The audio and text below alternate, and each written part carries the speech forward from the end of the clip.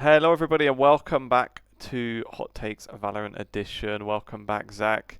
How you been? Oh man, it's been amazing. It's been difficult to stay up and watch 3 regions of kickoff, 3.5 if you count the occasional China match that I catch. I don't know how Sliggy does it, to be honest, but I've been good apart from that. It's Yeah, nice to have Valorant season again with Tier 2 also happening, so I'm just happy the off season is over. How about you?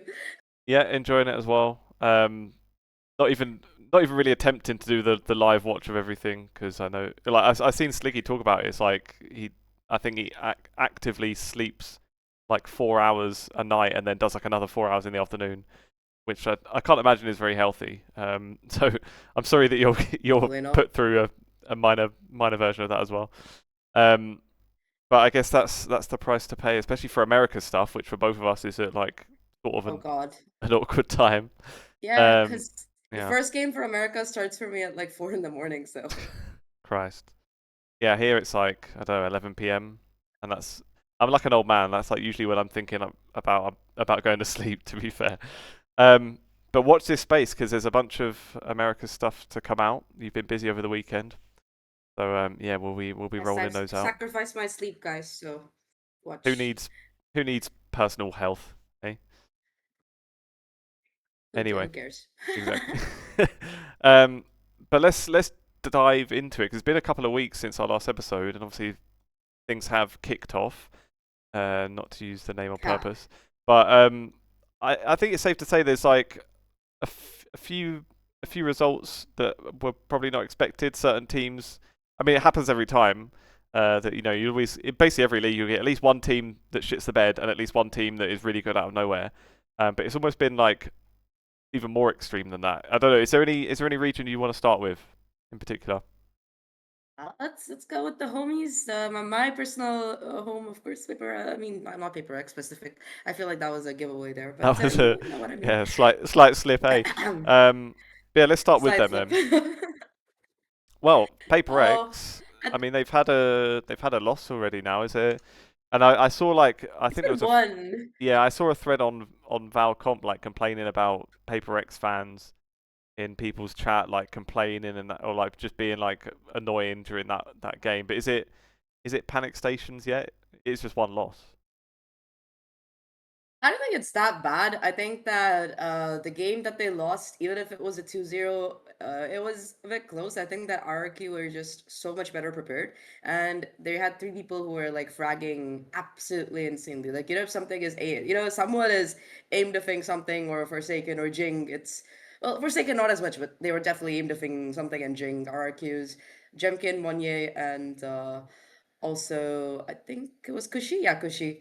I think I was also noticing a pattern. Like, I'm a little bit of a nerd, so I was looking at the statistics and everything. And all the teams that are doing well have a top frag in Yoru. And, it's kind of insane to me. I thought, like, okay, maybe we're getting into a way like kind of meta, but every single team in every single region, this is not just specific. For the most part, every single team that has been doing really well has had a Yoru that is absolutely bloody insane. So, yeah, I think RRQ's Yoru deserves some respect. Like, I think Kushi is insane for sure, but also Jemkin's chamber, dude. I don't know what happened. This guy go back to 2022 or something, but that game, this man was everywhere. He was fragging the heck out, and honestly, like I'm a Paper Rex fan, but if a team plays like that, they played so well, you can't really hate them for it. Like it's triple elimination, so there's still 2 more chances, and the Yeah. rest of the teams, I mean, only team that I would be really concerned about is perhaps T1, but I think Paper Rex should still have it. Yeah. I don't want to jinx them, but yeah, I don't think it's like worry days yet to answer your question, but it is slightly concerning. I feel like everybody got used to them winning last year,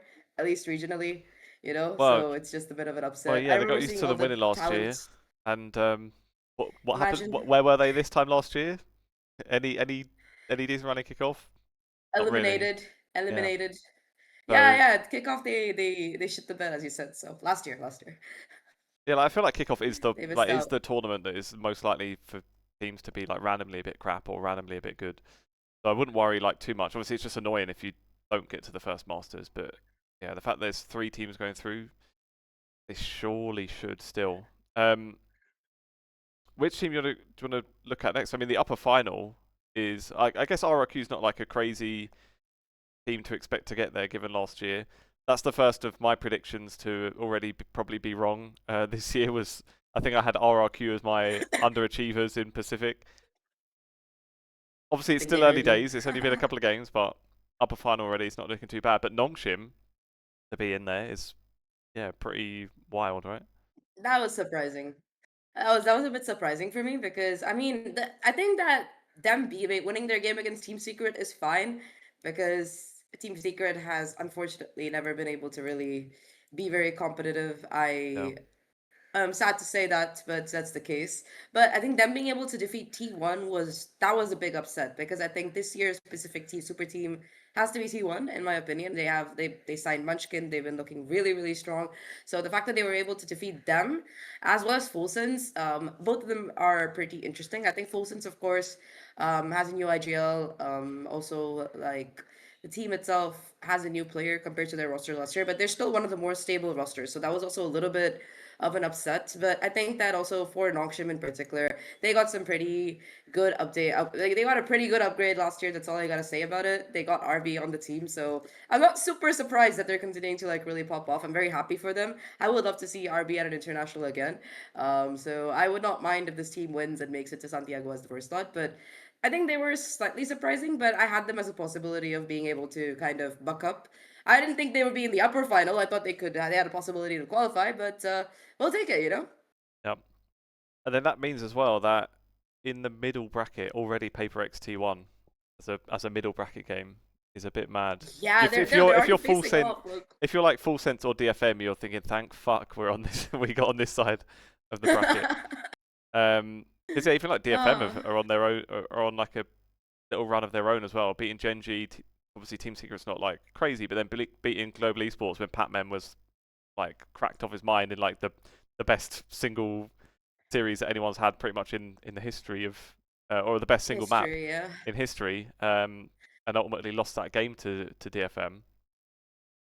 But yeah, I I mean, think if you the even like travesties that they lost, yeah. yeah, bringing it back to the PaperX, you're Alex seeing that match, you might be thinking, oh, did I maybe make a mistake letting Batman go? I guess the good thing is like they've not gone to a title contender. If he'd have gone to like yeah, like an RRQ for example, that's fighting for titles and then was playing like that, then you might think, oh fuck, we've really fucked up here.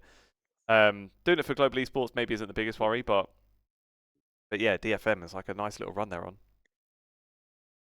Oh yeah, DFM was. We'll talk about both those teams because I have a lot I want to say about Global, not just Pac-Man. But I think DFM has also been a pleasant surprise. Like this team has been like scraping the bottom of the barrel for like the last 2 3 years straight.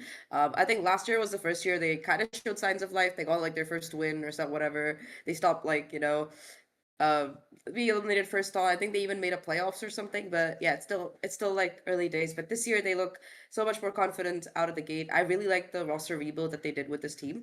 I think that also keeping May there, he's like really, really consistently been improving over the last year. I think ever since they signed him, this team has had like a little bit of a light at the end of the tunnel, and he's definitely been performing up to it as well. I think in their game against GE, even though they got bullied that map number one, I think that map number 2 and 3 they were able to really bounce back, and a key reason for that was probably May. He was incredibly dynamic on that map number 2, especially on splits. I think his raise was a very key reason why GE was able to get shut down like that. So yeah, I think the only question I have about DFM is their Euro player because he's not as good as the other Euro players in Pacific. Like I said, I think this is a very weird theory, but I have a feeling like you need to have a very strong Euro player, preferably an Opper or somebody who gets a bit aggressive, who is able to pop off. Because I've noticed like every single good team has one. Like you mentioned Nongshim, they've got Francis. You mentioned we talked about RRQ. I mean, PaperX has something. There's always like somebody who's really good at that role and able to pop off. And this team's Euro is a bit sus, but they've got May who carries on the second duelist, so I think it's okay. Fair enough. Um, what do you reckon of full sense then? I mean, they're on beating DRX is pretty not bad either. They've had probably a slightly easier run than DFM to get to that middle pack. Yeah, what have you thought of them so far? So Folsons, I think they've been pretty good.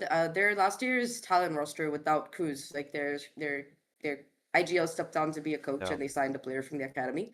So that is the current state of Full Sense. They look pretty good as well. Leviathan has a lot of firepower. I think him and Privy were the duo that they need. I feel like you need a strong fragging duo, and that is what Full Sense currently have, apart from everybody else. I think it's a pretty good team. They have 4 players who are intact, so the chemistry is also there. I think that they have a pretty good chance of making it, but they've got to get through the likes of PRX/T1 and DFM first, so it's gonna be a bit of a challenging run. Like that upper bracket looks very nice and comfy if you look at the lower bracket and the middle bracket now.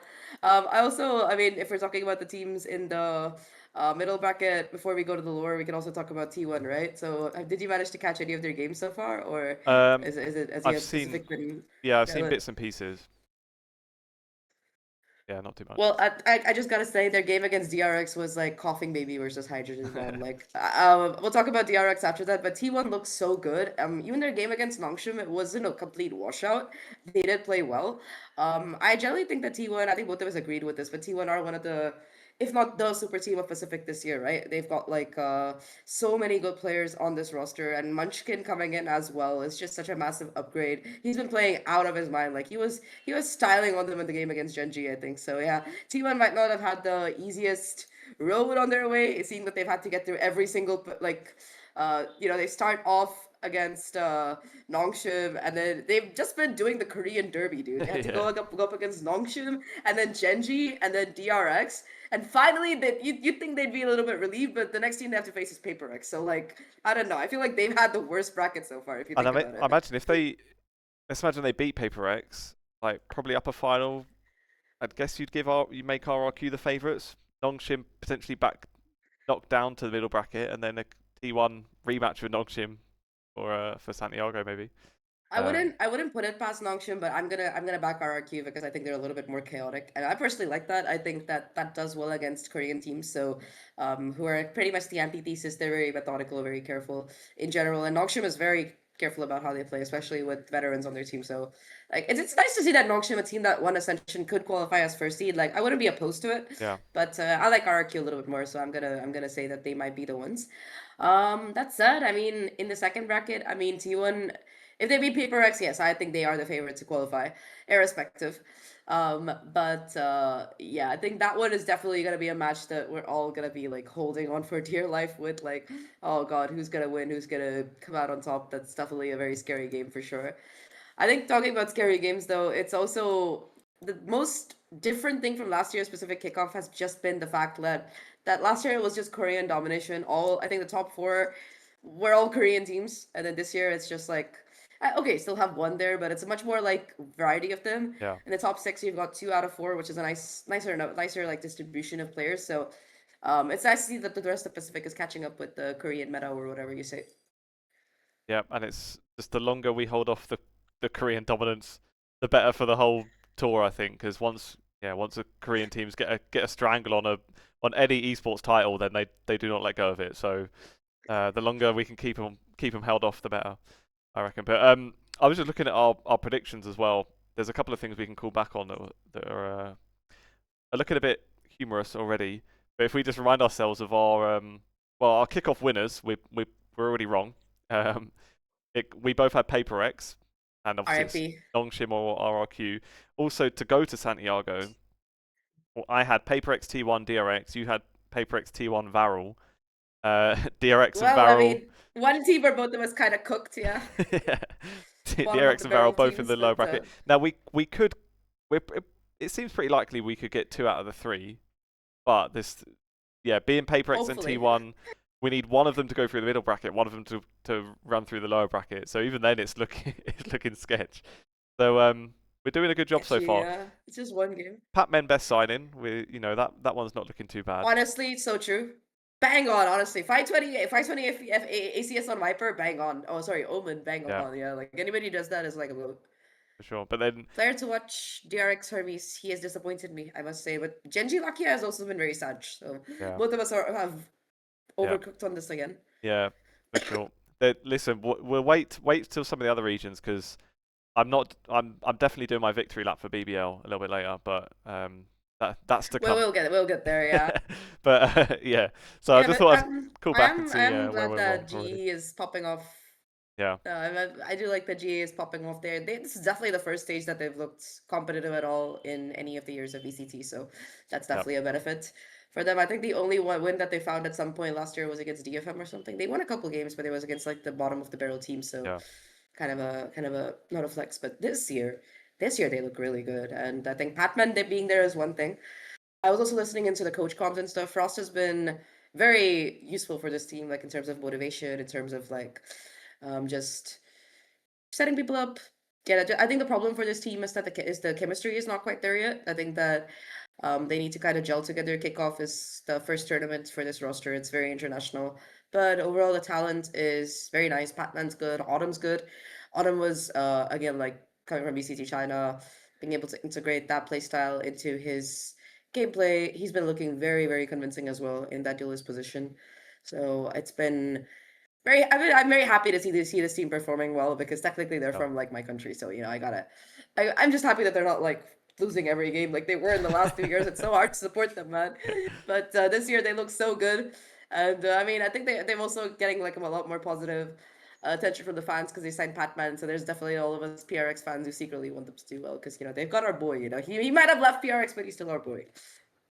And to be fair, I mean, for a team that's basically done a complete rebuild, they're pretty much the strongest looking in Pacific so far. Like all the other teams still in the upper or middle bracket are the ones that have done like one or two changes and not done not done massive overhauls. So for them to be looking decent at all in kickoff already, it's good signs, even if they're in the lower bracket already, which isn't ideal. But talking of the lower bracket, While okay, they didn't knock it. They didn't get there immediately, so that's like a exactly, bit of a yeah, benefit. They just got there, so yeah. it's fine. Yeah. Speaking of the lower bracket, what is going on with Gen.G? I do not know. They're able to get a couple of maps, but they're also not able to close a lot of them out. I don't know, man. Texture, I feel bad for the guy. He's still Mr. 4K. He's still getting like multi frags. Caron's playing really well. I think the problem is their duelist. So they signed Zinx from Academy, from their Gen.G Academy, and I don't want to shit on one player in particular, but this guy is not playing very well. That's like the nicest way I could say it. Like he's doing his job. He's going into sites, getting space, but a lot of the rounds it seems like it is a 4v5 because he's not able to do too much, which is a little bit sad.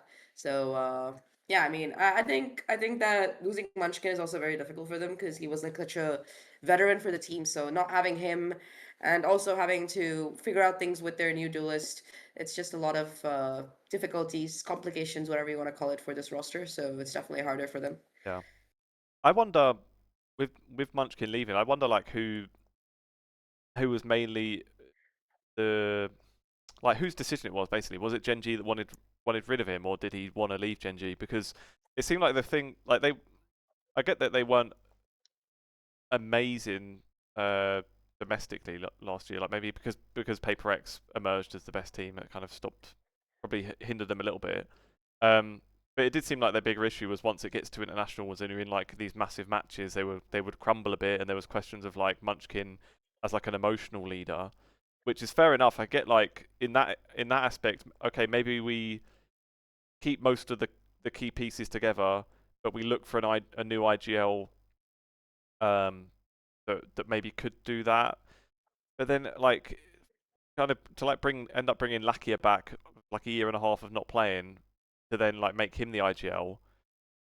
It doesn't seem like you've got rid of Munchkin as an IGL with some like with a big move in mind or something. It just feels like a bit of an underwhelming way to decide to get rid of Munchkin to make that extra step. If it was their decision, again, that's why I'm wondering if it maybe was him Yeah, that like chose I'm to not leave. sure about that because I remember also reading somewhere that was Munchkin who wanted to leave because got a Right. better offer or something.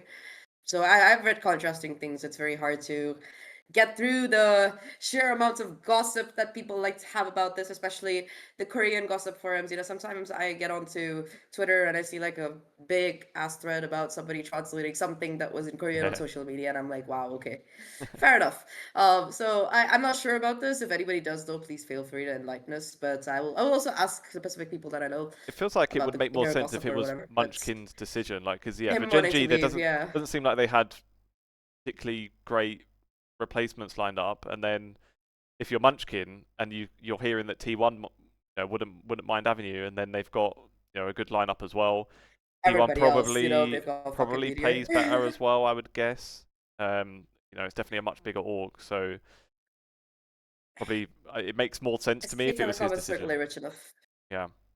Yeah, I think that makes a lot of sense. Yeah, All that T1 faker sponsorship definitely. money. I think it's also like, yeah, I mean, think about it. No, it's like the esports team of Korea. So I can imagine that pretty much every Korean player at some point in their life will Well, want to play for yeah, it. exactly that too. Just the In legacy of Korea. it. Yeah, the I mean, prestige. yeah, Gen.G is also like a legacy team, but it's T1, dude. I saw how hyped people were about. They had like goddamn posters of their players from League in like subway stations, you know. So I can kind of understand why that would be the case. But also, it's just I think a stronger team. I think that firepower wise, T1 certainly looks better right now in Munchkin. I mean, I can see him being like a winning bet, which certainly has seemed to be the case so far. I mean, the game against Gen.G, it was still 1 to 3 maps. They're not looking completely dog shit, to be very blunt, but they still need to work on their firepower aspect.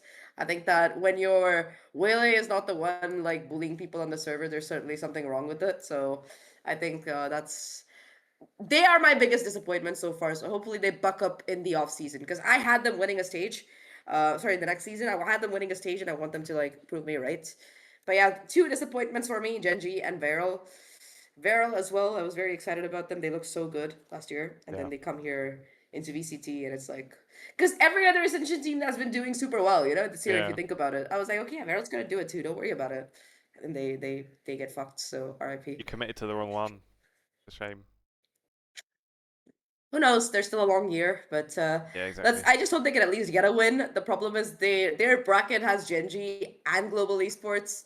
That's like the Masana's bottom lower bracket that I've seen. So, and that's only the teams that are there right now. I'm sure we'll end up with PRX or T1 or someone else equally Yeah. I disgusting mean, as we go PaperX or further in the T1 lower bracket. So has to go to the lower bracket, which is kind of mad. yeah, which is like absolutely cooked if you think about it. Like the state of affairs that we're in. That's Pacific right now. We are cooked. But yeah, I mean, the rest of the teams, we can get through them quickly before moving to the next region. Because, yeah, DRX, again, like rebuild problems. They got 2 new players coming in. I think they need that time to kind of adapt. Yeah. Again, though, I feel like some of the biggest fumbles have been from DRX. They fumbled Buzz. They fumbled so many players. I just hope they don't fumble Mako at some point. But he did say he resigned, so that's good. I remember seeing a post about Mako actually saying that he was looking for another team, but then because the VCT partnership system is going to change in 2027, he was like, okay, I just wanted to stay here.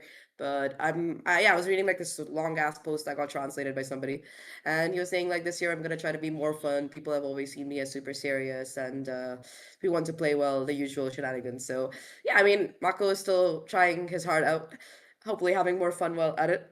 But yeah, the rest of DRX, I mean, the roster rebuild has not done them any favors, so Yeah. hopefully they're able to wake up a little bit. And I mean, the last two teams are Secret and Zeta Division. I'm gonna say it honestly. I saw a reel from Valorant Philippines, and the reel had people. You know, like when somebody goes to the players and asks them their age, and you know, 4 of their players are like 2003, 2000, 2005, normal shit. It's fine. And then Jesse Vash is like 1980, and then it cuts out.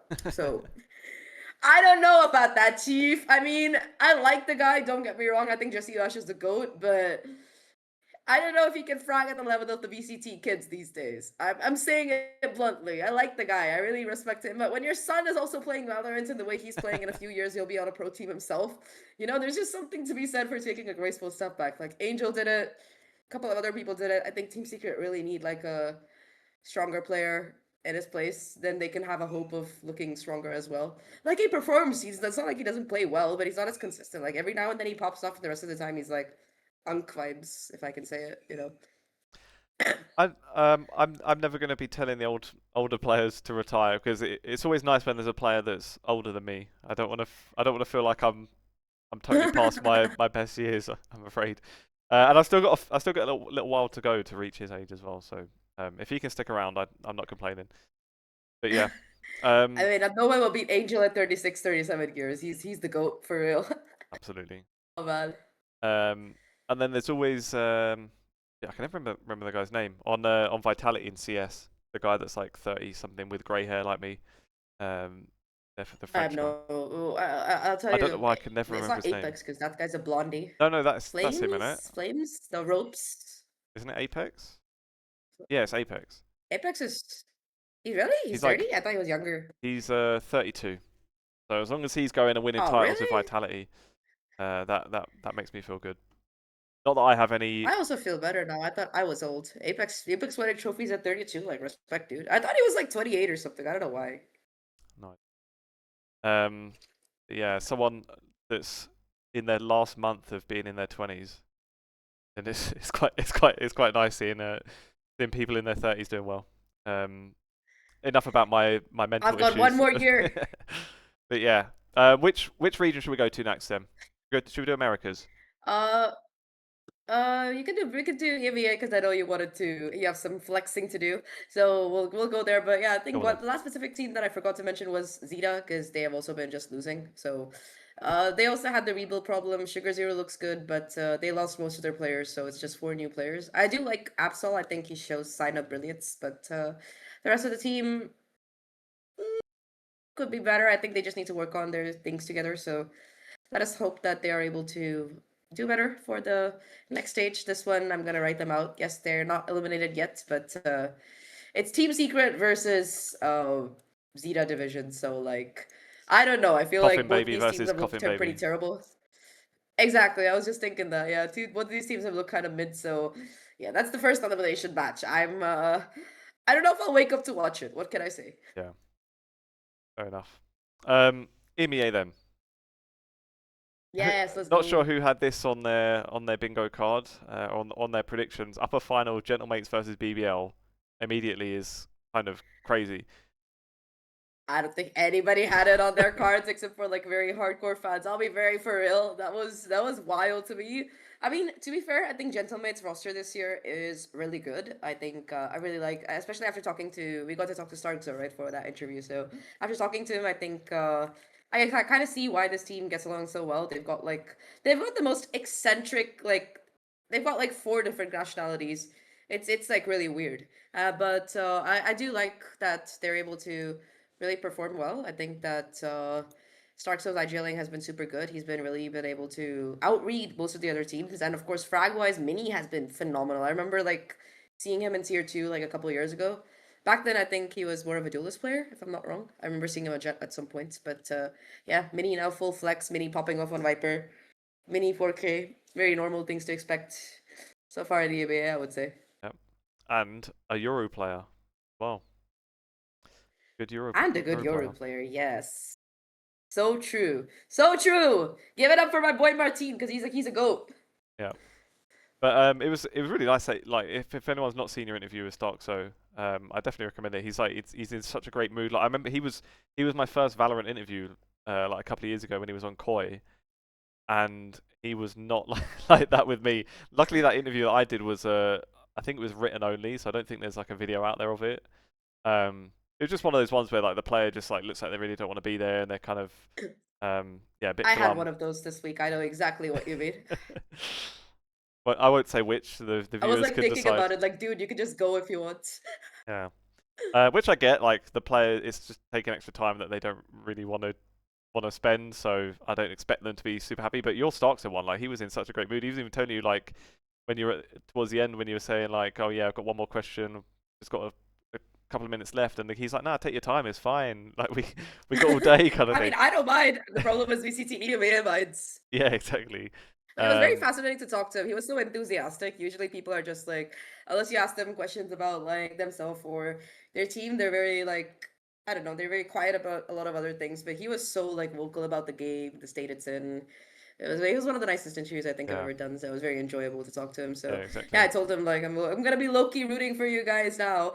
Also, this final match, I was doing some Twitter stalking, and I gotta tell you, there is beef here between these two teams because Starkso was in Job Life last year, which had to drop out of Ascension due to some unfortunate reasons. They also, I think Starkso was sick during their elimination game as well. So that team went through the hellhole last year because they lost their IGL, who got picked up by some VCT team, and then yeah, it was Unfake. Unfake was on this Yeah, team and he yeah, got picked up by Vitality. So that was the first time they got screwed over, and then a couple of other things happened. I don't remember exactly, but I remember like a lot of tweets in French very angrily talking about Job Life. So Yeah, I think there was a really scuffed up situation where, despite like a tech malfunction, they weren't allowed to switch a player or something, or bring in their substitute, or play a 4v5, even though, or like the round wasn't rolled back. There were a lot of issues with that game. So, yeah, I feel bad for them. But I remember that the reason why I brought this up is not to like make Starks look good, but also like just the fact that they were able to basically uh, build up a beef between this roster and the current BBL roster. So they were shit talking each other a lot last year. Like Starkso's tweet was something like, yeah, this year is not my year. I'm fucking sick as a dog. I can't play. Next year, I will shit on all these teams. And he particularly named ULF and BBL. He named them. Exactly. And the people who are on BBL right now were replying to his tweet like, yeah, you just go home, old man, fly back, enjoy your flight home, nearest airport, the usual memes. They are facing off for the first slot for Santiago this year. So this is definitely a hate match. Yeah. Grudge match, whatever I you have want to it. call it. I have most of it here. The screen thing that's a bit scuffed actually. So maybe watch the whole thing. I think it's clear what he's trying to say. Yeah, It's but okay. he says I would be fucking MVP of this tournament and humble these losers from Ulf and Pacific, but don't worry, my time will come. So that was during Ascension. And then Loiter, who is now obviously on BBL. Loser, I think you confused us with yourself. I would like to show you how much of a loser we are in finals, but because of your loserness, you are going to the airport. Don't miss your flight. Goodbye. That is quality. They need to do something. If they don't do something on the broadcast with these, like to beat They it better up, then bring this up. they're Yeah, it's missing. gonna be like fire. They need. There's got to be like Um, Starkso Loiter in the skirmish. Do like have like a face to yes. face weigh in kind of thing. Yeah. You can have it in good fun. It doesn't have to be like Uh, aggressive. You can like take the piss with it, but yeah, that'd be good. I would love to see that actually. I think. I obviously am rooting for BBL for obvious reasons. Now, Oh, to be fair, obvious reasons. yeah. So as another callback to our predictions, I I think I wasn't strong enough on BBL because if we have a look at Ooh, them, well for starters our kickoff winners once again are wrong. I had Fnatic, you had Vitality, and it's going to be neither of those. But then our R.I.P. Santiago representatives, we both had Fnatic and Vitality. I had Giant X, and you had Team Heretics. So Both are cooked. Yeah. I did not have BBL as pushing for top spots in kickoff. I did have them as my overachievers to eventually Which they've certainly done. True. be ready to go to champs at the end of the year. I was thinking like, yeah, this is going to be a good team, but it will take a little while for them to settle into tier one. Um, I was wrong, obviously. So I'm here for a little bit of a victory lap, but not fully because I should have just gone all in to be fair, and had them as kickoff winners. Then I would look good. But um, I mean it's another one where the I think yeah go on. No, I was just saying. I think that they were pretty much like a underdog pick because they're like a full Turkish team that got picked up. Yes, they won Ascension, but also against the established VCT teams, they're all like relatively unknown names. No, they're like newer players who haven't played in VCT yet. Because sometimes you have Ascension teams that have players who have already like played in VCT before, etc. Like Starkso won champions and he was playing in Job Life in Tier 2. So it wasn't one of those teams. So it was like pretty under the radar. Like, yes, they were good players. Yes, they look dominant in Ascension.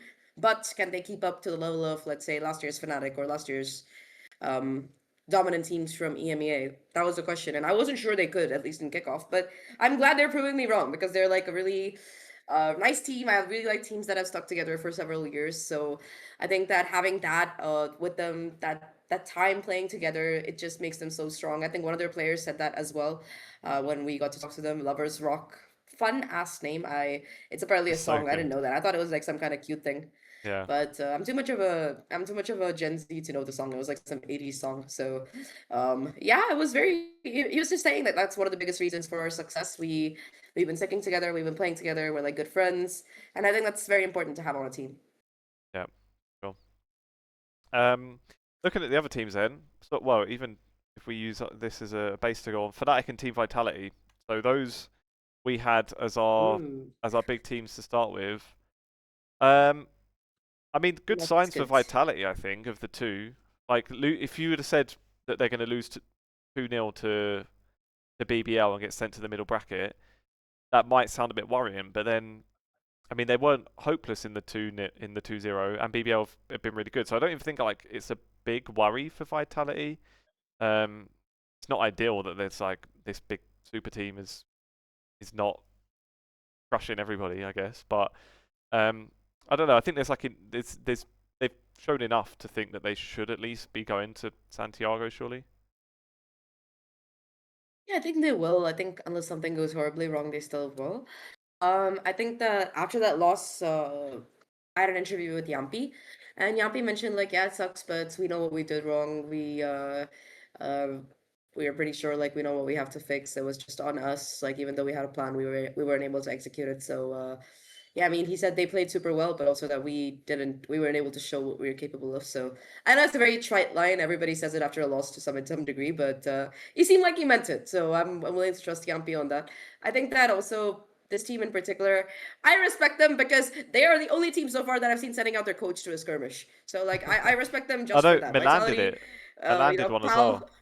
Who? Milan did it, I think, Oh really? In Fnatic's last game. Oh Yeah. yeah, Milan did it. Yeah, I think it was Milan versus BBL's coach though. I think that was coach versus coach. So yeah, Pal, that was very funny. Pal stepping up against I forgot who it was from Liquid. They said like some sweaty guy. So I forgot who it was. I don't think it was Nats. I think it was Wayne, or was it like somebody Sure. else? I wish that VLR would also include like who played the skirmish. They need to add like a new section so we will know. Yeah. I think it was Kamo or Miniboo. I'm not sure. It's one of them. But yeah, that was also very. He got a couple of rounds. I was very surprised. He didn't get 5-0 at all. He got like 2 or 3. I was like impressed. Damn, pal, you're a great coach, but you're also decent at a skirmish. Yeah. Impressive. Well, on the skirmish, when I spoke to Bosto in the first week, he did like draw the curtain back on it a little bit on the process, and it seems like Ooh. something like there's it's not too smooth just yet. Because he was saying, and this is what I guess you'd imagine, like just without thinking too deep into it, that if you're the player that's going to do the skirmish, you just go off in a room, play the game for 10 minutes, and then you're out, or 5 minutes, whatever. But he was saying it takes like 25, 30 minutes, because like a lot of the time you're just sitting there like waiting around for them to set things up and that. And actually, it's like a pretty like for something to do right before your game when you're preparing and trying to be in the right headspace and whatever. Like it is a thing that kind of gets in the way. So I think that's why Powell's been doing it. And yeah, I like it. Boaster pretty much just said like, yeah, well he said he didn't want to do it while it takes so long because obviously he's as the IGL is prepping stuff till the last moment. He also said at that point, especially while it wasn't on stream, then he's not interested. He's saying like maybe if they put it on stream, then I want to do it and show off kind of thing. And now they have started doing it in the last week, so maybe that'll change his mind. But yeah, maybe something where they still need to Bolster needs smooth to it out win a a bit. skirmish so people will shut up about his aim. Exactly, because That's that what I was gotta like say. you remember the GX match that they did in London in the off season. I can't remember who played, like Jet or something. He just had one map as duelist and like actually popped off and that was a similar kind of thing. I thought Raise, he like was playing let's Raise on that's one, Vines. yeah, I yeah. remember this very viscerally. And it's I like yeah, remember this. let's let Boaster just kind of like show people what that he can aim a little bit. I was thinking the same thing with skirmish. Got to let him just have a chance to switch his brain off and just shoot and show people. But yeah, he wasn't interested until people would be able to see it, and it doesn't take too much time out of his day. But yeah, he sort of said he'll just wait and see how the process evolves to see if he'll think about going for it. But yeah, props to Pal because you must kind of know that you're probably going to lose when you're doing it with actual pro players. So he's not afraid to make a little bit of a fool of himself. So good guy. But speaking of Fnatic then, so Fnatic, what have they done? They lost to BBL, which again, like Vitality, is when it was their first match, you raise your eyebrow a little bit, but then after BBL beat Vitality as well, you can kind of look back and say, right, fair enough, that Fnatic result isn't horrendous. And they're another team like PRX that That's true. last year didn't look amazing in kickoff either. Obviously, both PRX and Fnatic ended up making a change mid-season that fixed things, which you don't imagine they'll be doing this time. Yeah, they lost. They beat Foot, and then they beat Team Liquid. So like, I don't think it's proper panic stations for them either. To be fair, yeah. What do you think of Fnatic's run so far? Um, It's been less exciting than I would have thought. So I would have expected them to look a little bit more dominant. But I mean, I also think that I have lost Chronicle. Okay, I think that is probably one of the fumbles of all time when you look at VCT. I don't know. I mean, I don't hate the new guy. Rekaj has been okay. He's been doing his job for sure, but Chronicle was the clutch man for this team, and now they're not winning nearly as many clutches. You can really see the difference that it makes when you lose somebody who is like super experienced. I mean, Fnatic guys look okay. Like they beat Foot, they 2-0 Liquid, all of that is good. Once they dropped to the lower bracket, it was fine. But yeah, I mean, losing to BBL initially made them look a little bit bad, but I think it's more a condition of BBL just being excellent and maybe they weren't prepared for it. That could just be the case there. I don't like hate their run so far. If they can beat Navi, I might actually be willing to uh feel like they have a very good chance of qualifying for Santiago still, because Navi has also looked really, really good in that upper bracket. But it's the same problem with Pacific, right? Our top contenders are knocked out to the middle bracket, and now they're gonna face off. So I would be very surprised if we don't see a Fnatic versus Life Vitality in the middle bracket at some point. Yeah. Oh God. It's like I don't know, it's like the monkey paw thing. It's like I wish Yeah. I want an epic kickoff final between Fnatic and Team Vitality. Okay. And it happens just in the Yeah. middle bracket. Yeah, monkey paw activated. It's in the middle bracket. Um That story always used to freak me out as a kid. Like I was like, I don't want to wish on anything. Leave me alone. yeah. I read it Yeah. when I was like 6 years old, dude. In my defense, I was like, no. Um who else is there? I mean Liquid's a bit of a worry. This is one that I won't do a victory dance because it doesn't feel appropriate.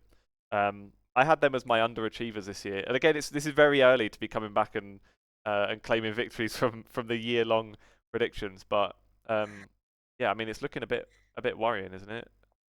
Well, actually, saying that I don't want to be they've lost to Vitality and Fnatic, which like on its own shouldn't look horrendous, and they beat that bad. Carmine Corp. Yeah, I think that for this Team Liquid, I think they also had like a bit of more issues because they have a player from Singapore. They signed him from Tier 2 SEA of this year, Wayne, and he wasn't able to make it until the second or third game because there were like some visa issues. So I think not having their full five was also like a big issue. yeah, I don't know if it was visa issues or he just came late and he wasn't able to practice because I don't think he has a Singapore passport. Bro has the best passport in the world. I don't think he's gonna have his visa issues of anybody. But yeah, I think that not having him for those first game or maybe the second game was definitely a little bit damaging. He played really well in their game against Fnatic for the record. I think that his Astra was something that was actually quite nice, his Omen as well. So I don't want to hate them too much for losing so badly to Fnatic. They also, I mean, they let Corrode through the map veto. So like I'm not sure if that was a good choice seeing that Fnatic is very strong on it. Like Alpha is a beast on that map. Like I don't want to play against Alpha's Vise on Corrode. Like that one thing alone, that one thing alone is enough to make me consider like giving that map a permaban just because of that. Like Alpha is such a pain to play against on that map. yeah. Well as any really. But yeah. Who else we got? So um. Who are we thinking? A team that's looking good or a team that's looking shit? Which way do we go next? Maybe Giant X, Get through the who are looking all right. okay, Yeah, okay. but again, I mean they're another one. They've only lost to Gentle Mates, and isn't horrendous, and they've beaten Pacific and Team Heretics, which, given how they're both looking, we'll go on to Heretics in a little bit, but maybe you don't take too much from those victories. But yeah, either way for Giant X, they're Hmm. sort of feel like they deserve to be middle of the pack at the moment, I guess. But I'd kind of Yeah, expected more. since Like last that's year why I I had think them as it's been their position. Really? like I'd had them as going to Santiago as one of the teams like at the back end of last year was when they were looking at their best and coming Uh-huh. into the season with the same roster. Just figured they should, in theory, sort of hit the ground running. I know there's like a 2-3 month gap, so to be fair, maybe momentum would be gone by then. Yeah, I just sort of thought that it was their time to be able to sort of push on and build on what they were doing in stage 2, which they could still. You know, they're still in with a chance of getting to Santiago, but they've got Vitality next. Not ideal. And then, assuming they lose to Yeah. Vitality, then in the lower bracket, at some point they'll probably have Fnatic or Na'Vi or Team Heretics or Team Liquid. So it's it's crazy. Things are so stacked, like in these middle and lower brackets. It's nuts. Yeah. What were your thoughts on GX so far? I think that they looked, like you said, the loss that they faced in retrospect, it doesn't look that bad. I think that their next game is probably going to be the biggest test for them. I think Yeah. that they're going to want to have to basically be able to perform against Vitality. If they can do that, it's going to be a very difficult match, but if they can do that, I will be much more confident about their Santiago prospects. But yeah, right now I think it's still looking a little bit rough for them because they no longer have that upper bracket security. So like, yeah, I mean, I think if they can beat Vitality, I think I would be more comfortable cheering for them. But until then, I'm just gonna say like, okay, yeah, they're middle of the pack this year. They were that way towards until they didn't really buck up until the end of last year. So I don't know. I'm still a bit not sold on this team as much as I like them. Yeah. That's fair. Um, who else we got there? Maybe we talk about Heretics because Oh God, things aren't looking great for my Heretics. biggest disappointment. Yeah. The only win was against Ulf, which which given how Ulf have looked is doesn't really mean much. And then they've lost to Navi and GX, which like on again it's not like horrendous teams, but if they won, if they would have been expecting to be like pushing for Santiago at the very least. And if you lose into teams like GX and Navi Hmm. straight away, pretty much yeah, say goodbye to any hopes of getting there. I would be stunned if they make it through the lower bracket now, given what other teams are going to end up around Lower there as bracket. well. Yeah, it's Yeah, it's a bit not of a weird ideal. The one. lower bracket is kind of cooked. What do I you mean, think's I going on don't for know, them? man. I thought I don't know. I mean, I was just thinking about that. Like, what's the problem for Vitality? Even in their game against GX, it was close. I think that they're just being diffed a lot. Like, comeback is able to pop off, but the kind of I feel like we're not seeing as much of a pop off from players like Riens or Woots. Like they both of these guys used to consistently frag. Now it's like one of them fragging at best. Like also Benji has also been a little bit quieter. To be fair, I mean it's also difficult to play in the current meta, the roles that this team likes to play. They're still very like 2025, I gotta say. They haven't been cooking enough. That's like my biggest criticism of them. Very like defaulty meta comps that they've been running. I want to see some action. I want to see some cooking. Put Benji on Vito, that's what I say. I'm joking about that, but I would just like to see a bit more innovation because right now it just seems very cookie cutter and people aren't able to aim at their full potential that we've seen from them before. So yeah, that would be my take on why Heretics are struggling. They also have a pretty abysmal map pool. Like since the stuff got swapped around, they lost Ascents, which they were historically pretty good at. So they lost Lotus as well, which was like a mainstay in their pool. So losing like two really good maps and having to play on Breeze now. Not that they've played Breeze much, but like that's just me hating Breeze. But yeah, I think it's just the map pool that's also adding to their worries for sure. Yeah. I wonder what happens to them if they, well, even I say if, like, if they could do a bit of a run now, which I don't see happening. So I assume they're going to be out pretty soon, and then they will have concluded an abysmal kickoff. And I just wonder if they look at more changes or they try and do something quickly for stage one. Um, yeah, because I mean they're the roster that stuck together pretty much for years. That like that change for mini boost seemed to be like, oh, finally they're going to try and do something to push on a bit. And yeah, if it's not worked, I don't know what they do. Bit of a conundrum. Um, right, other teams in the lower bracket then. Yeah, Liquid we've discussed. KC against Foot is the first game in the lower bracket. KC were your Hmm. overachievers, weren't they? Or oh no, they weren't. Um, oh, they were your I underachievers. had them You had them as as underachievers, so I had fair them. enough. that that one's looking correct. You had them as underachievers, but then to go to champs later, which could still happen, and that would be a masterstroke if that one Look, comes I know off. it's a long shot, but I'm cooking. Okay, I'm cooking. Exactly. If it happens, I get to flex. But I don't, okay, yeah. Let's see what I had bigger expectations of KC for sure.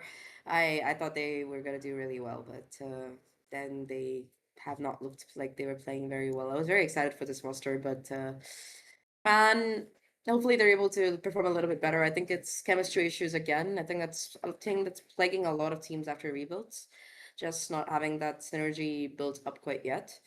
But I don't know. I mean, I would still like to see them do pretty well. I think they have in theory a very good roster, but yeah, I just don't know if they're gonna be able to make a comeback to Santiago. This lower bracket just looks absolutely cooked looking at it. It's crazy, isn't it? I mean, what do you think about ULF?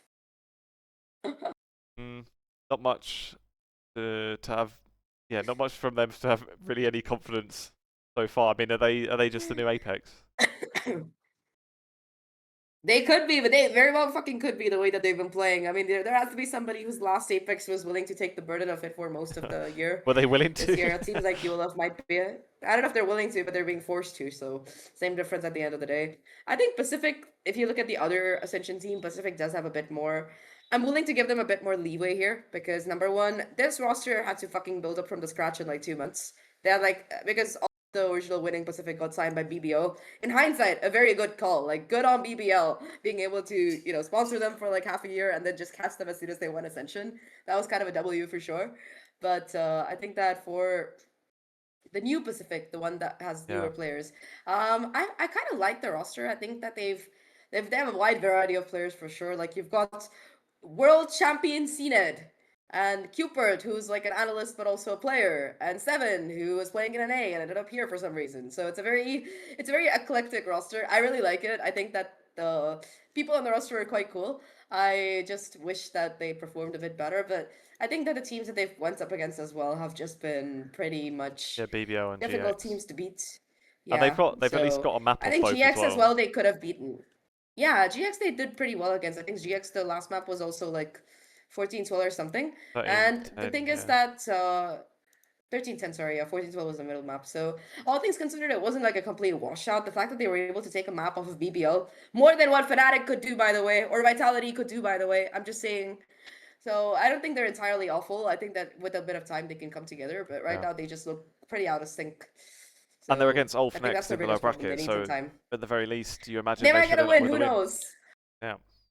I think And they should end up with a win. I'll be very surprised if Elf win that match. yeah. Very, very surprised. And then they'd have Liquid, who are not in the greatest form. You never know if they sneak one upset and then suddenly, even if they go out after that, two wins and 3 losses isn't like a horrible start to kick off for an Ascension team. Yeah, pretty much. Especially for a team that, again, like I know I keep saying this, but this is a team that was put together like in 2 months. They are in VCT. Like after I don't know how they even cooked this team together. I would love to interview somebody on this team and ask like, how the fuck did you put your roster together? Because like it looks so eclectic. Honestly, I would love to hear more about it. But like, yeah, I mean, I'm happy for Seven. He's been playing very well. He was playing really good last year as well in NA. I'm glad he's getting a little bit of accolades in EMEA, even if he hasn't gotten a win yet. So I really like that we're seeing more of this inter-region swapping between players, like, you know, with Wayne coming into Team Liquid, or I think that, you know, Like some Penny last EMEA year players as well. moving, some NA players coming here. Yeah, it's been really nice. I mean, it's good because, you know, NA stole Kiko, so they gotta have to steal somebody back. Yeah, it makes sense. Exactly. That's not a bad bet. That's what I gotta say. Yeah, true.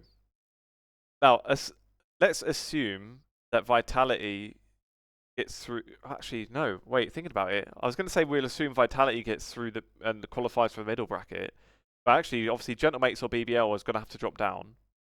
So it'll probably be. My Yeah. guess is like the final would be Vitality against Gentle Mates or BBL, which would mean that in the lower bracket you'd have Heretics, Liquid, Na'Vi, Fnatic, Giant X, and then one of Gentle Mates, Yes. BBL, or Vitality as well. It's crazy. Like this, Yeah, it's a cooked lower bracket. yeah, like having Gentle Mates and BBL get to the upper final just like totally, just like makes things Ruined absolutely everything. mental. Yeah, I didn't want to say like ruined it because not that it's a bad thing they got there, but It ruined my pick'ems, it just that's makes for the rest of sure. the whole of the two brackets just like absolutely insane. And it's fun to think about it as well. Like, just imagine if this was double a limb like every other year, then Heretics and Liquid would be out already, as well as obviously the KC for Pacific Ulf. But like the fact that Heretics and Liquid would have already been like immediately out is mad. Depressing. Sorry, I just wanted to show the L because they've been taking it a lot. I'm just being a piece of shit. Sorry. Oh Fine. man, I've been watching too much EMEA because EMEA is the region that's like best in my like I start with Pacific and then I watch some EMEA and if I stay up I watch some NA as well. So like this is probably the time that I'm the most awake, so I've been watching these games the most avidly. I think I've also gotten more interviews from EMEA people, so I'm more like invested in the scene at this point. Yeah. Oh man, I really wish we had Pacific and Tributes open up soon, but yeah, I think we'll get some around finals weekend. Fingers crossed. Yeah, hopefully. Either way, though, I think I'm very invested in the EMEA storylines. I'm so hyped for this upper final, like you have no idea. I can't wait. I want to see these guys shit talk each other on stage. I'm still like lost in the sauce when it comes to the BBL versus Gentle Mates thing. Yeah. I want to see blood, okay? Not Metaphorical just in the blood. server, but also like Metaphorical blood. I mean, I don't mind if they want to have a boxing match, you know. I'm a bit violent. I can see them taking off the gloves there, you know, give them a little 1-2. No, Um, I'm joking, but it will. Shall we do? Shall We we do do not condone Americas? violence on this channel. No, absolutely We not. want to get China over before we do Americas Oh because I yeah, feel go on like then. China will be the I've fastest I've one. seen like none of China, so whatever I've you been want to. casting some of Okay. it, so I can give you some insights. Yeah. But I don't know much about it either, I'll be real. So I'll just try to jump through it very quickly if you want me to just run through it. Go on. Um, yeah, okay, so I think the biggest surprise for China has been all gamers. I think that nobody had them beating Bilibili as well as DRG to make it to the upper final, but they looked very good. So the fact that they were able to 2-0 Bilibili has them on my radar at least. I think that I don't know if they're gonna win the upper final and be like the first representative, but the fact that they were able to make it so far is definitely a good sign for China in general because we're having more teams stepping up. It was for a region that was like kind of a one-team region this year. Things look much more competitive. The other team that made it to the upper final was Shilai Gaming. I think they won Ascension in 2024. They looked good last year in China. At least they won a stage. They made it to champions, but they weren't able to. I think they had to go through Ascension again to win their slot, or no, that was DRG. Sorry, Shilai Gaming actually retained their slot, so things looking okay for them. They beat EDG 2-0, which was such a good game. Unfortunately, I was the one casting it, and EDG were throwing. That's the best way I can say it. Broskis were like up 5-1, and then they lost the map 13-5. They lost 12 rounds in a row, and the second map was even more of a washout. So, very depressing game. Not gonna lie, Sheila Gaming were just so dominating, or EDG were playing bad. I don't know what the heck is up with that. I was really excited about EDG this year because they have T1's coach move over. Autumn, the other Autumn, not the player Autumn on GE. The coach Autumn is now coaching EDG. But I mean, apart from their game against Sheila Gaming, they've been winning, so it's not too bad, I guess. But them in the middle bracket, their next game is against Bilibili, who has been looking really strong. They 2-0 at FPX, they 2-0 Trace. Yeah, Wolves has been very sad. I mean, to be fair, they were starting off against Chilai, and then they also faced up against Titan, who were playing decently. So yeah, it's not too bad. I think overall, I'm not gonna go into every single team because I haven't seen a lot of the games for the other teams. These are just the ones that I've seen personally that I have some take on. I think that my favorites are probably gonna be Bilibili, EDG. Actually, not EDG anymore. Bilibili, Shilai. Maybe all gamers if they can convince it, and DRG as well. EDG, they gotta wake up because that was the most horrible game I've seen from them in several years. So that would be like my problem with EDG. Okay, that's China TLDR. We can go on to Americas now. Nice. Good job. I thought I would make it fast, you know, get it over with. Yeah. No, it's all good. I'm kind of pressed for time as well. In fact, I'm sort of over time, so maybe we'll try and whip through Americas in 10-15 minutes or so. We'll make it fast. And they're the ones with all the drama as well, which makes it even easier, doesn't it? Oh God, yeah. We'll talk about maybe the performances first then. So, well, the MIBR super team looking pretty good. Was it last night? Oh no, the day Yes. before yesterday, they had NRG, who was like the first real big test. And obviously they've won against NRG, who had looked pretty good as well. Yeah, what are you thinking of MIBR? They look really good. I got to talk to them. One of their players who was not very enthusiastic despite winning, but he did mention that the team has been playing together really well. He talked a little bit about the team coming together. So it's basically, you can call it aspas as friends this time, but not because aspas is the only one fragging. It's because it's actually aspas and friends, people who have played with them before that he likes playing in. So Verdo told us basically like he's played with Tex before, he's played with Mazino before. They're like friends. He's like he wanted Zekken as well because he thought it would be a good fit. So this is a team that pretty much aspas has built by himself or like, you know, in conjunction with Fraud or whatever. So it's just been really nice that they're living up to the reputation because I think this is the second time that MIBR is like, oh yeah, we're a super team, and they're actually living up to the reputation of being a super team, being able to beat NRG like that. Very convincing win. So I did really enjoy that game. On the other side, though, Lee, I think that's what I have been. I think that's what has had everybody going, "What the fuck?" when it comes to pick'ems, because the Yeah. team that won one game and all of last year, that too with a completely substitute roster, is the team that is now in the upper final alongside MIBR. I don't think anybody had Furia doing anything this year, but their rebuild has been looking so good. And I just wanted to highlight this because Yeah. I've been watching Americas as well, right? So I think that Kola Noob in particular, him getting a shot here, him being able to pop off so consistently, I think he's been a major factor. But the rest of the team as well, right? Like EU's a goat, Arton's a goat. Nerve has been surprisingly insane, or not surprisingly, rather, just performing at that tier 1 level after that jump. Just insane levels of teamwork coming out of them. I think that, when they 2-0 Sentinels, we knew there was gonna be like a little bit of trouble because that 2-0 was like pretty dominant as well. One of the maps was like a 13-4 or something, 13-5, something like that. But when they beat G2, and that had me going like, yo, what the fuck? What is this team smoking? What are they doing? And I think EU in particular has been so good on the recon initiator. I think that he's been able to get so many consistent multi-frags and everything. I also love their duelist, who only plays Wele, Alan. And Alam has been great at entries. I think he had 11 first kills against G2, which is not an easy thing to do against G2. No, fair enough. Um, and yeah, I've not seen much from Americas because it's on like in the middle of the night. But one thing I noticed, and I don't know if this, again, I've not really seen the performances, but I noticed Jorgamo's stats are like not looking too hot in a few of these games, especially that one against Furia Oh as yeah. well. Maybe like sat down a bit by Alim or what. But G2 is a funny one because they're like not in a disastrous spot, I guess, but yeah, also don't look great. Like they beat Cloud9 last night, and Cloud9 have been looking all right as well. So it's not like horrible, but fucking hell, another one. G2 NRG in the in the middle final, just mad. Oh All of these god, brackets are crazy. last year's grand final.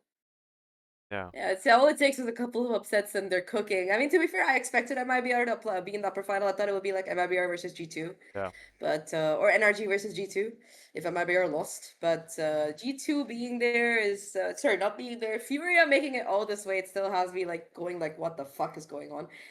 Also, yesterday's game against G2, C9, they had it close on both the maps. I think yeah, that unfortunately, because they were playing with DEMON1 as a super sub last week, like C9 has been cooking.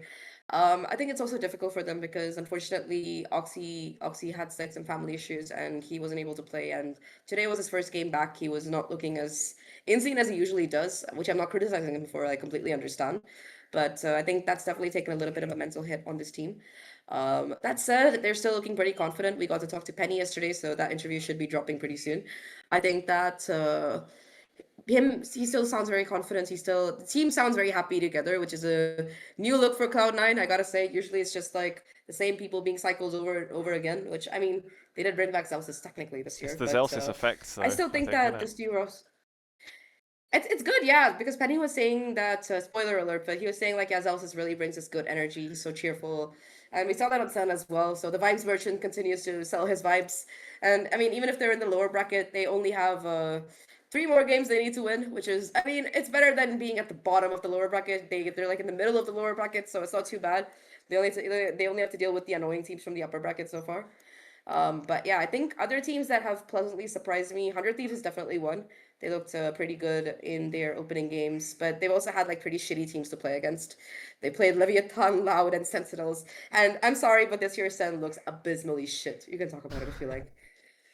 Well, yeah, we've said obviously the big thing since we last spoke. Not only the fact that they've struggled and don't look very good, but there was the whole drama of their Oh god, behind the yeah. scenes clip and narrate publicly like denouncing Sentinels for or not denouncing Sentinels, but just publicly, criticizing the fact that this clip was shared. So it was him. I think it was after the Furia game, if I remember rightly. After they lost, yeah. Or was it no? Maybe no. I think it was 100 Thieves one actually. Sorry.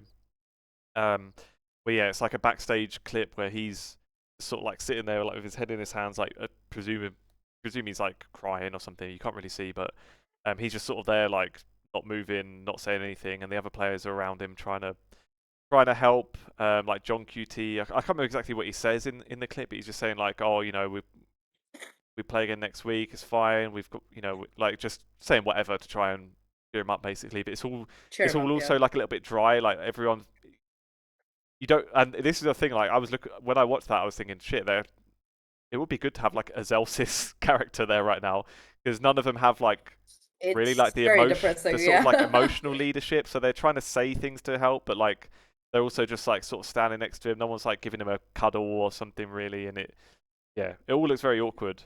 Um, and Sentinels posted this video, which like presumably Narrate didn't realize he's being recorded either because he's literally just sitting there like this without moving or looking up.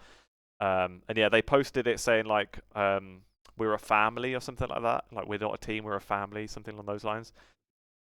Like trying to be like a wholesome thing, like look at our team, they're still sticking together.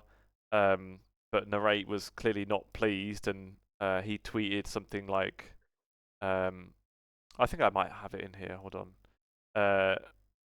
I've got the article from it, but so the Got tweet the said, receipts.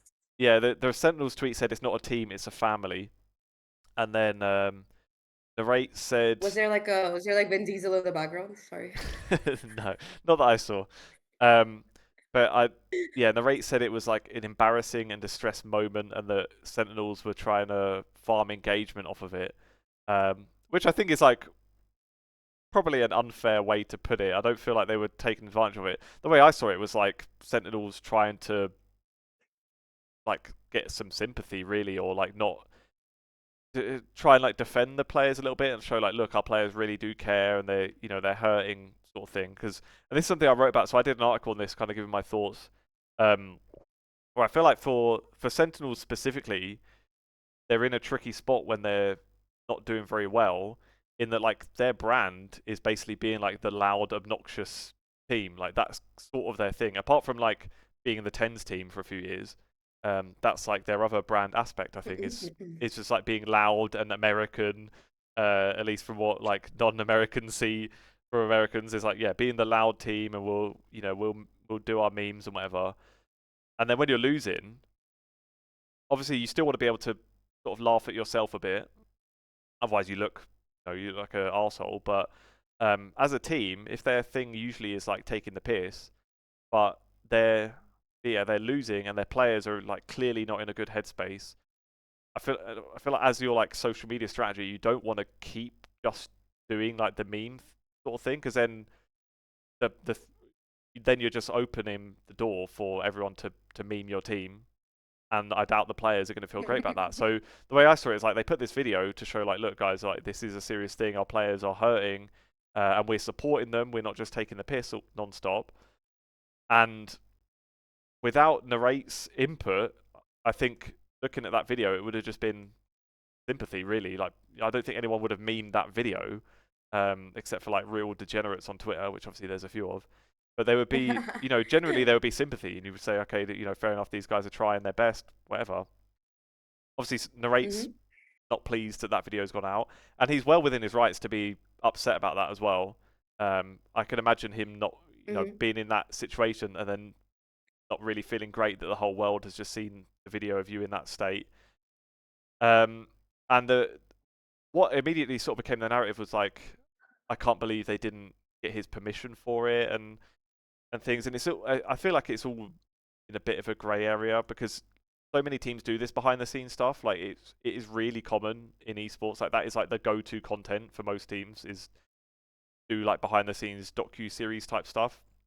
Which if you look at like regular Hmm. sports, as a football fan, these days there are loads of these sort of documentaries, but they're not common. And then when teams do them, it'll be like maybe for 1 year they do like an Amazon documentary, and it's highly editorialized. Like the team has the last say on what goes out, Uh, and what basically something like a situation like this probably wouldn't get in most of those documentaries either. And I feel it's a thing in esports where it became like normal to do these documentary things, and like so many teams post their own L's like that, or like post things that don't look great. Like maybe the bloody T1 documentary from last year that made like their whole team look like oh god, complete that wankers. was. I remember that.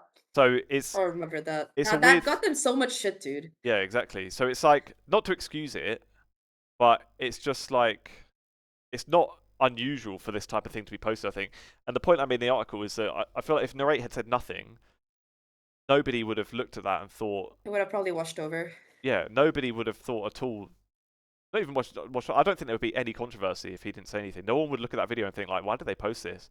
Everyone will watch the video Honest. and probably be supportive, I guess. And again, not to say that they should have posted it, because still, just if you're the person recording that or you're about to hit publish, you might just think, this guy doesn't look very, doesn't look like he's in a great spot in Happy about this it. thing. Maybe I should just double check and just like use a bit of common sense and empathy. Mm-hmm. But what I'm saying is like overall, just in esports in general, this is so common. Like I don't think it's that crazy a thing from Sentinels specifically to have done it, like for them to get a lot of shit. So I don't know. It's a bit of an awkward.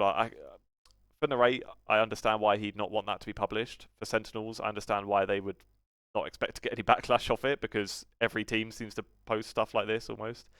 And also, yeah, they've got to try and like pivot the social media a bit so they're not just making fun of everything, including themselves, when their team is not in a good spot. So it's long story short, it's all a mess for Sentinels in every aspect right now. Yeah, I mean, just to add on to your points about it being a mess, why the fuck are they making my boy Nare play duelist? Like, forget this whole clip thing. It's like for social media, whatever. Why the fuck are they putting this guy on duelist when he's clearly not comfortable on it? Like, I don't know, bro. You guys had so much time to cook a roster, and this Yeah, is what you come up with. You're Sentinels. You have infinite budget. You have like so much. So like people want to play for your team. Like I like Narrate, but I don't think he's cut out to be a duelist player. At least not as he is right now. In kickoff, he's just looked miserable. He's looked miserable throughout. And I mean, he's so good in the clutch as a scat initiator. I don't know if they want him to play entry with someone who's like such a clutch player in general. Like I don't know, man. It's not even like he's been consistently bottom fragging. Yes, he's going in, but he's not able to have the same impact that he was. And I don't like it. Like I mean, at least Redux has been looking better. He's first game was a washout, but rest of the team, Cortesia and Redux have been looking good, but both Q and Narrate mainly have been struggling. Narrate especially, I don't know, man, putting him on duelist and putting Q on initiator, I think that they should just like pick up a fucking good duelist and let my boy play his fate again and let him keep getting his 3Ks, 4Ks, because I yeah. don't know. I don't like the Sentinels roster. I don't think they have the firepower to contend with the rest of Americas after watching their games. I'm just like, yuck, no. Well, and to be fair, the criticism they had a lot of last year on, like especially on Kaplan, was like how the team was set up, and that they didn't have the right meta reads and things. And like, I really like Kaplan. Like I've interviewed him a couple of times, and like he's a nice guy to talk to. And I imagine in terms of like these like emotional issues, like any head coach, he seems to me like probably the best one. One of the best ones worldwide to like, as in terms of like emotional intelligence to go through these sorts of spells. But then once again, it's like a tactical thing where a lot of people are calling for like a certain change or to play the people's strengths better. And yeah, similar, not exact same scenario as last year, but once again, it's like seems to be a tactical thing that's hurting them. That maybe they don't. I don't know. They can't handle, or maybe they need like an assistant coach or an analyst or someone that can figure these things out a bit better. But then you look at their run as Oh well, yeah, they like, lost Drew Spark to yeah, GC, so GC G2 GC stole Drew Spark and he's doing pretty well there. So let's go. exactly. Another win for the Maybe that girlies. was the difference. But then they got Leviathan next, right? And okay, like they should probably win If that, they I should imagine. fucking win that, Yeah. if they don't win that, I'm giving up on Sen this year. They better fucking win that. So That's all I gotta say. they'd have Lev next, and then after that would be Cloud9 and Zelsis return to facing Sentinels. Knowing Zelsis, Banger. I would be stunned if Sentinels got to that match and won it, because I just can't imagine, like, imagine Zelsis is like his attitude going to face them, riling his team up to help him get one over on his old team that dropped him.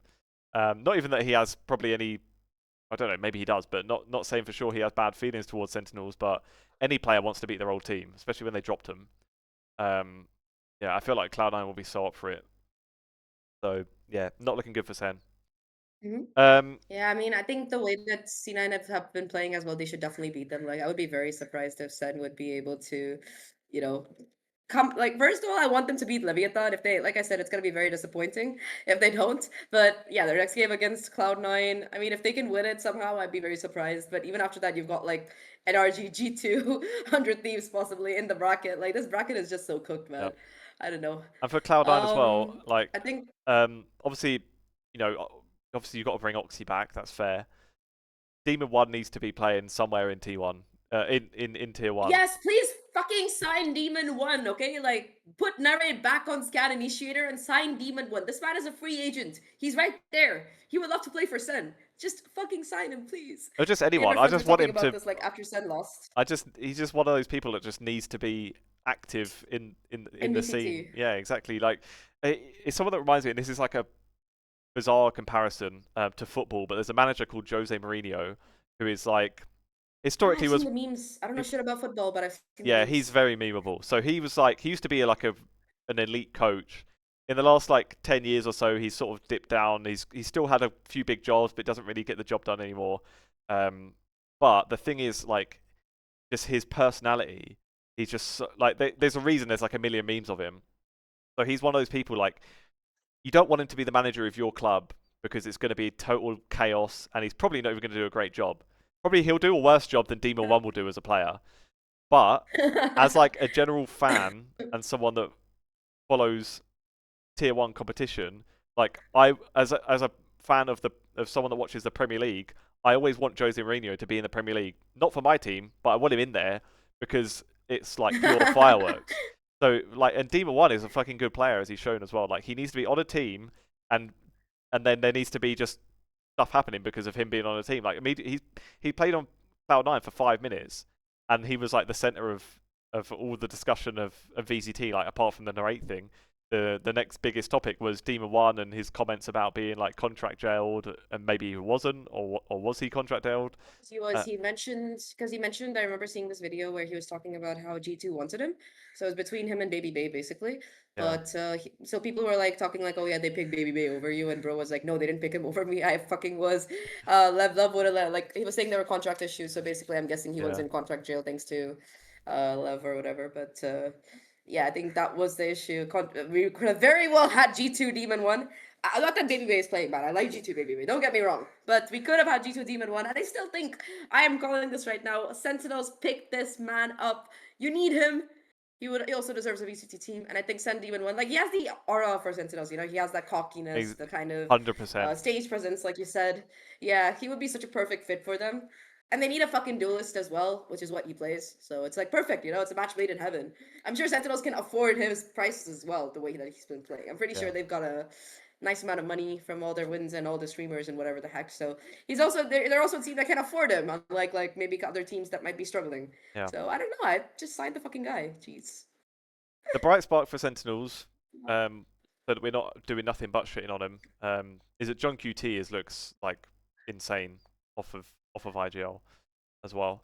Because that was the other thing I mentioned like briefly in the article too. Because like that video, he does look a bit awkward. Like, and the thing with John QT now is that especially since like Zelsis is out, and Zekken. Not that Zekken was like so much of the leader before, but like Zelsis as like the outside of the game captain is not there.